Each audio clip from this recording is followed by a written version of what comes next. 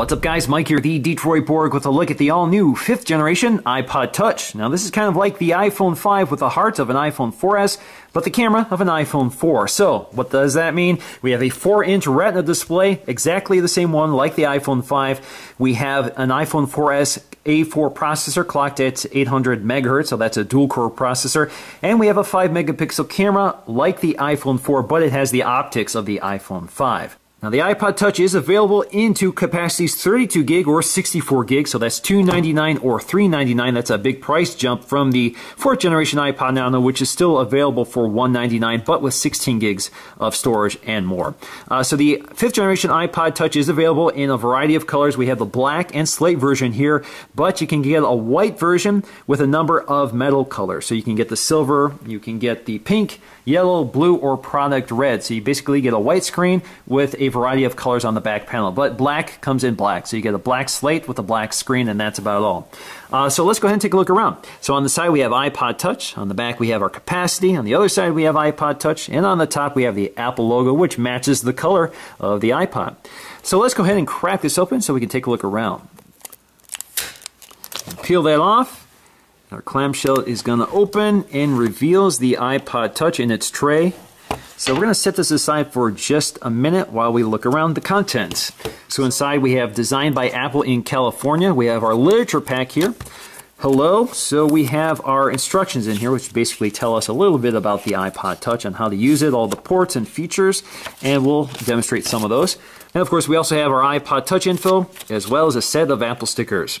Now inside we have our lightning cable, and in the center of that is another new feature called the iPod Loop, which is basically a hand strap. Up here we have our earpods, which do not feature the microphone and inline remote. So these are basically the cheap versions. You can't actually buy these in the store. These only come with Nanos. The version you can buy in the store includes the remote and microphone. I've done a review on those. They cost $29 if you want to upgrade to those. I really like the headphones, but if you're going to upgrade, you may want to look at something like in-ear headphones like the Klipsch S4Is. Those are one of my favorites. So this is disposable packaging. This is not a carrier case. This is not something you're going to carry your earpods in. So you can see if we pop that out, there are our earpods, again with no inline remote or microphone. Now below that we'll find our lightning cable neatly wrapped up. So you can see that very tiny lightning cable, which is reversible. You can insert it either way, doesn't matter, still works the same. So this is used for charging and syncing. Now what you don't get here is a power adapter for the wall for your socket. So you can charge this of course via a USB port on your computer. So here is our hand strap, the iPod Loop. We can take a look at that. So you can see it's kind of like a polyurethane material. You can see if you look on the inside, it says designed by Apple in California, made in China. You can see our connector for tagging it to the iPod Touch, which we'll explore in just a minute. Now onto the iPod Touch, we're just going to lift up the sticker. Of course, the sticker features iOS 6, and that will pop it. That will actually pop it out for us here. There you go. You can flex the tray and it sort of pops out. Now taking a look around the iPod Touch, we have that aluminum unibody with that anodized finish here. So we have that dark slate color, a lot like the iPhone 5. In fact, I think it's pretty much identical in color to the iPhone 5. So you can see we have this polished Apple logo in the center along with the iPod name. Up top we have a little transparent window here, or a radio transparent window. This allows things like Wi-Fi and Bluetooth to work through the body of this metal chassis. We also have our iSight camera. This is a new 5-megapixel autofocusing camera with stabilization, can record video at 1080p at 30 frames per second, and it basically is the iPhone 4 sensor, but it has the optics of the iPhone 5. So we get the high quality optics with the 5 lenses and the sapphire crystal lens cover for scratch resistance and ultimate clarity. We also have our microphone and LED flash. LED flash is also new this time for the iPod Touch. Now in the lower corner we have the attachment for the iPod Loop, which is basically a button that pops up, and you can see it reveals the attachment mechanism for the iPod Loop. So let's go ahead and attach that. Basically you have a little hook here, you wrap it around, pull it tight, and you're good to go. So basically you have your hand strap with an adjustable lanyard here for tightening it around your wrist. Up here we have our speaker, as well as our lightning connector and headphone jack. Now on the other side we have our color matching volume controls, up and down of course, and up top another color matching button for the sleep wake function. Now on the front, we'll find our new and improved FaceTime camera, which is a 1.2 megapixel camera versus the 0.3 VGA camera from the iPhone or iPod Touch 4th generation and previous FaceTime cameras. So again, this is like the iPhone 5, can record video at 720p resolution, so it's a much higher quality video for FaceTiming or self-recording. And of course on the bottom we have our familiar home button. So let's go ahead and get this started and take a look around. Now, like the iPhone 4S and the iPhone 5 with iOS 6, the iPod Touch 5th generation also gains panorama mode on its camera.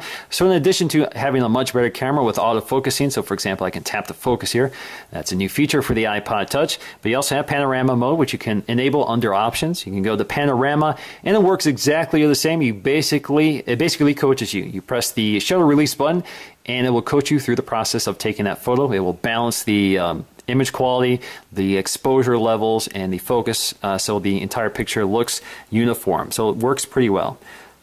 Now I also have tap to focus. You can also tap and hold to lock focus and exposure. This also recognizes faces, so it will adjust the scene for optimal levels for photographing the faces in the scene. So it can recognize up to 10 faces, I believe, is the limit. And of course we also have a flash, so we can turn on the flash, take a photo, fires the flash. We can also set it to auto if we want, or we can click it off. Now, if you're in camera mode, let's go to camera mode here. You can see if we turn on the flash, there you go. Seems to work about the same as the iPhone 5, so it's probably the same flash. Now, the iPod Touch takes photos really quickly, about as quickly as the iPhone 4S, not as quickly as the iPhone 5, which makes sense because we have the same processor. So we have that A5 dual-core processor clocked at 800 megahertz. We also have half a gig of RAM as opposed to 1 gig of RAM in the iPhone 5. Now, the iPod Touch 5th generation also supports flyover. So here we're in Chicago, and so just like on the iPhone 5 and the iPhone 4S, we can pinch in and zoom around the 3D representation of the city. So it works the same. You can pinch to zoom, you can change pitch by using your two fingers and scrolling up, and you can twist it around to view the city. Works pretty quickly and pretty smoothly. And of course, we also have Siri. Show me the ratings for the movie Prometheus. Which one? Rotten Tomatoes gives Prometheus a 73% rating. Did the Tigers lose last night? Detroit was just beaten by Oakland yesterday. The final score was 4-3. In terms of design differentiation, of course, the 4th generation iPod, just like all the ones before it, has that mirrored back panel, which looks pretty nice, but is very scratchable. So the new 5th generation goes with that anodized finish, which is perhaps a little more durable, but maybe scuffable as we know with the iPhone 5. Now, there's a big difference in the hardware as well. So up here, you can see that camera up here on the 5th generation iPod Touch is much larger. We have that 5 megapixel autofocusing camera with much bigger optics versus this less than 1 megapixel camera with no autofocusing, as well as we have a microphone. Up here we have a microphone plus an LED flash, which is new. Now the thing with the iPod Touch 5th generation is the fact that the camera actually sticks out because the body of the iPod Touch is so thin that the camera needs to stick out a little bit in order to fit in there. So some people may not like that. It actually unfortunately has a little side effect here. So if we lay it on the table, you can actually rock it back and forth a little bit.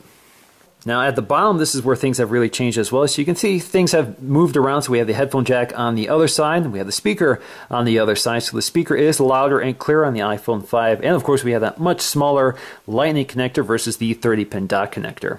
Now up top we still have our sleep wake button, but this time they're all metal. So we have a plastic button here versus a metal button on the new 5th generation iPod Touch, as well as metal buttons for the volume controls. Now the big differentiator here is that 4-inch Retina display on the new 5th generation iPod Touch versus the 3.5-inch Retina display on the 4th generation iPod Touch. Another big detail here is the fact that this is the identical screen from the iPhone 5, while this is a lower quality screen from the iPhone 4 and 4S. This actually is a non-IPS display, so if you look at it off axis, you can see it kind of loses contrast and color fidelity, while this one holds its color at any angle. Works just like the iPhone 5. And we also have our new high-def FaceTime camera capable of recording video at 720p versus our VGA camera here, which was less than 1 megapixel, which recorded video in VGA quality only. Now in terms of thickness, the iPod Touch 5th generation is slightly thinner than the iPod Touch 4th generation. So you get a lot more hardware, a lot more features, a much better screen, and a thinner form factor. Now as to be expected, the iPod Touch is the same size as the iPhone 5. We also have very similar finishes here. So that slate color, that anodized aluminum color is very similar. The design is different. We have a rounded unibody design on the iPod Touch versus that more angular design on the iPhone. And the iPhone just feels like a higher quality design. There's more details there, especially, for example, you have a plastic window versus the glass windows for RF transparency on the iPhone.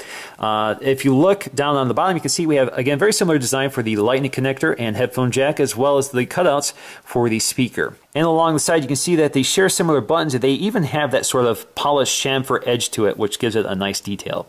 Alrighty guys, so that's been a look at the new 5th generation iPod Touch. I'll have more on the iPod Touch in coming videos, so stay tuned. And until then, see you in the next video.